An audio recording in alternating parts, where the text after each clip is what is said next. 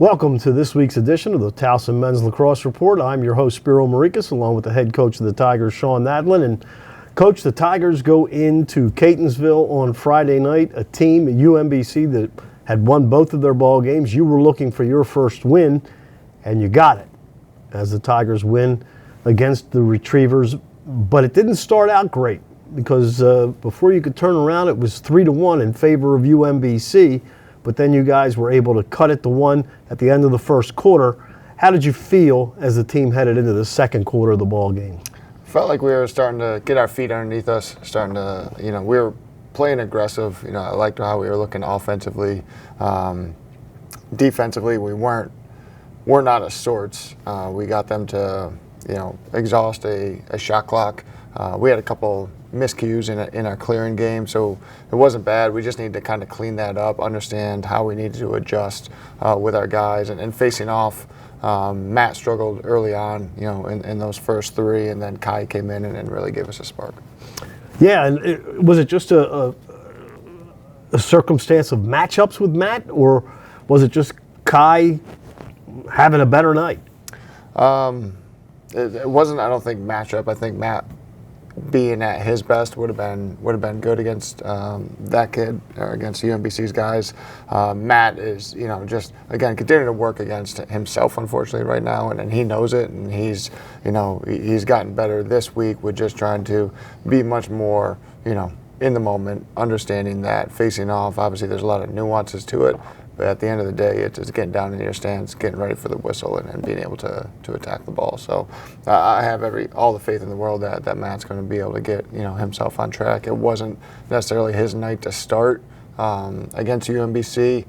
Kai gave us a good injection of energy and playmaking, and that allowed Kai to stay out there and take the bulk of the reps, while Matt was a great teammate, still a huge mentor to Kai throughout that game, helping him understand just kind of what was going on.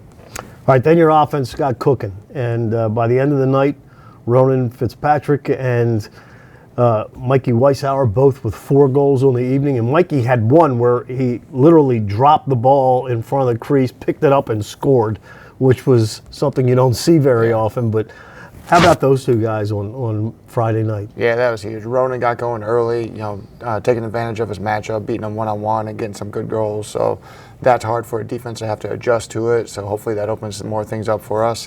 That goal you just mentioned with Mikey, though, that was huge. That was huge for us, because UMBC had just made a 3-goal run, into that fourth quarter, got it to 14-10. If they would have got another one, that would have got it, obviously within 3. But Mikey being able to, through the mishap ground ball, pick it up and score, that gave us, that kind of put a stop to their run, gave us that cushion again that we needed, and excited for him to get back out there and have success after missing the St. Joe's game. And because of injuries and other things, you've really mixed things up on the attack and on the midfields. Are you starting to feel more comfortable now with the combinations? Yes, I think we're still working at that and recognizing how it all fits together. And again, it's going to be kind of game by game, and then who we're playing and how they're going to play us is going to create that. But a lot of guys are getting experience. A lot of guys are getting experience in different areas. So I hope down the road this pays off for us. We shot better, which has been a struggle for us, in the game. So it's good to see guys have success, being able to finish the ball, very well. And I felt like we made a lot of plays go our way. The ball bounced our way, a couple nice times as well, which always is good. And Josh Weber, who got off to a very rough start, he's starting to come around. Yeah, he's again, he missed the entire fall.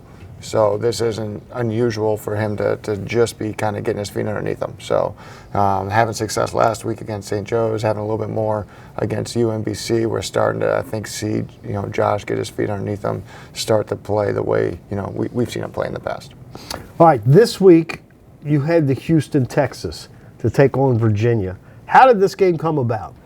It was presented to Coach Tiffany and I last summer about the date of the game being our matchup, and the group putting it on, wanting it to be in Houston or in Texas somewhere, and it ended up landing in Houston. So we were both in favor of it. Obviously they lose a home game. We get to travel regardless, and we get to travel to Houston.